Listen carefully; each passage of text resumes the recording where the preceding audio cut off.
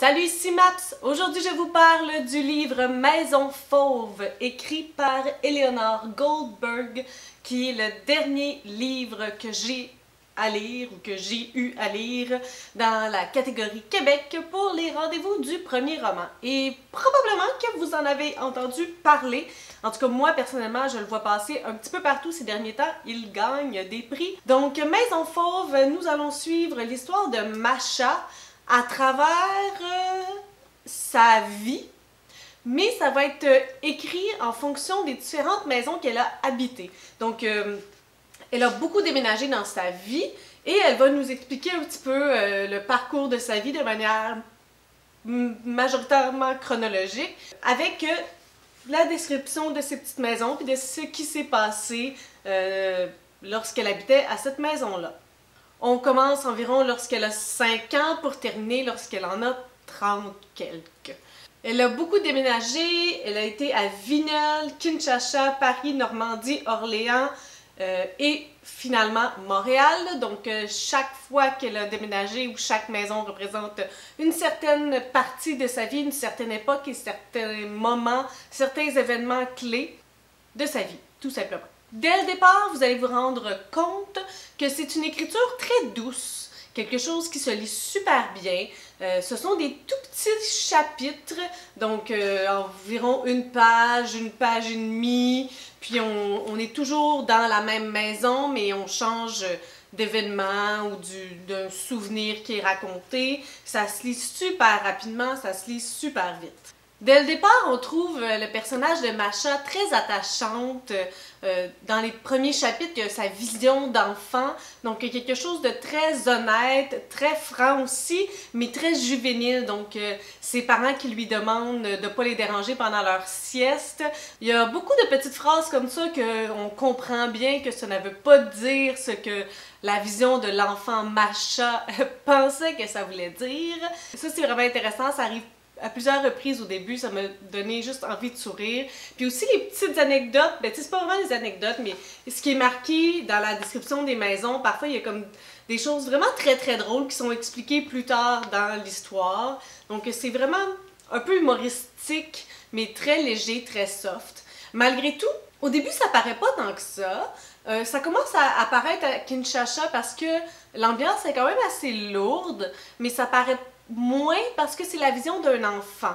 Sauf que nous, en tant qu'adultes, on lit ça puis on est comme ouf, ça doit être dur, tu sais, des bombardements, puis des personnes qui viennent piler les maisons, qui viennent voler dans les maisons, qui viennent faire du grabuge. Donc il y a beaucoup de situations qui sont quand même assez lourdes de sens, qu'au début paraissent pas tant lourdes de sens parce que le personnage ne les comprend pas ou ne les analyse pas de telle manière. Mais nous, oui.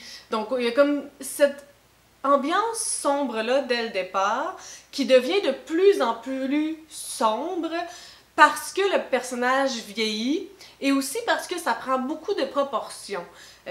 D'ailleurs, Masha, elle a une petite sœur, puis rapidement on se rend compte que, on ne sait pas si c'est la vision des parents ou si c'est la vision de Masha, mais en tout cas, selon sa vision à elle, il y a un petit peu d'injustice par rapport aux deux filles, parce que même si Masha c'est la plus grande, mais c'est comme celle qui est la plus fragile, c'est celle qui a besoin d'être le plus rassurée, c'est celle qui a besoin de plus d'affection, puis c'est pas ça qui lui est donné. On lui demande de se tenir debout pour sa grande sœur, mais c'est elle qui se fait intimider à l'école, puis c'est elle pour qui c'est le plus dur, mais il y a personne qui stand for her. Fait que rapidement on a comme ce sentiment d'injustice par rapport à elle, puis on est comme gosh, y a-t-il quelqu'un qui va faire quelque chose pour elle? Est-ce quelqu'un qui va se rendre compte à quel point il est en détresse? Puis c'est là qui est intéressant de, est-ce que il y a eu des personnages qui l'ont fait? Est-ce que c'est seulement sa vision à elle qu'elle n'a jamais eu d'aide?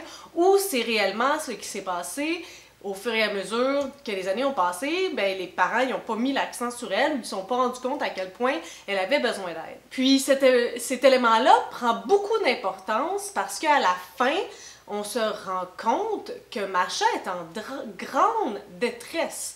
On a un aspect psychologique en danger. Il y a une fragilité psychologique, on n'est pas certain qu'est-ce que c'est, mais il y a des traumatismes antérieurs qui proviennent probablement de lorsqu'elle a été à Kinshasa, lorsqu'elle a vécu là, et peut-être même avant. Donc il y a des traumatismes qui perdurent, qui n'ont pas été traités, en plus probablement d'une grande anxiété.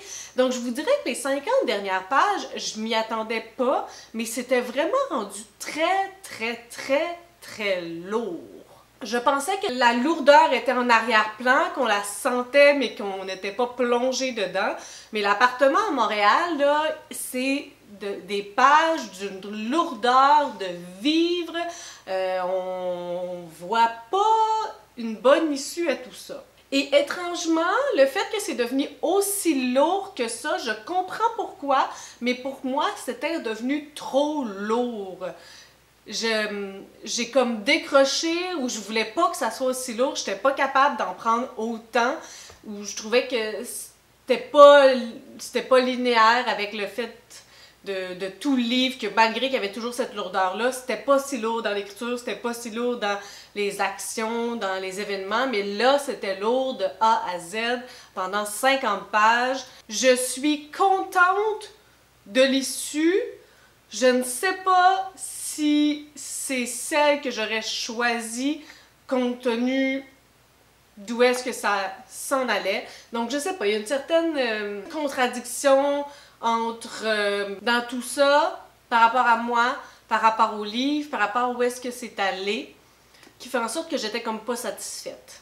J'étais pas satisfaite que ça devienne aussi deep, mais j'étais pas satisfaite que ça finisse comme ça, compte tenu que c'était rendu aussi deep. Donc, la finale me laissait un peu de glace et ça a refroidi mon expérience qui était majoritairement positive au départ. Donc, voici ma critique pour Maison Fauve. Si vous avez vu toutes mes critiques à propos des Rendez-vous du premier roman section Québec, vous avez probablement une bonne idée de mon top 1. Sur ce, c'est des suggestions, des critiques, des commentaires, n'hésitez pas à le faire en dessous de ma vidéo. Je publie des vidéos le mercredi et le samedi. Si vous aimez cette vidéo, n'hésitez pas à mettre un petit pouce ou à vous inscrire à ma chaîne. Et sur ce, je vous souhaite de bonnes lectures.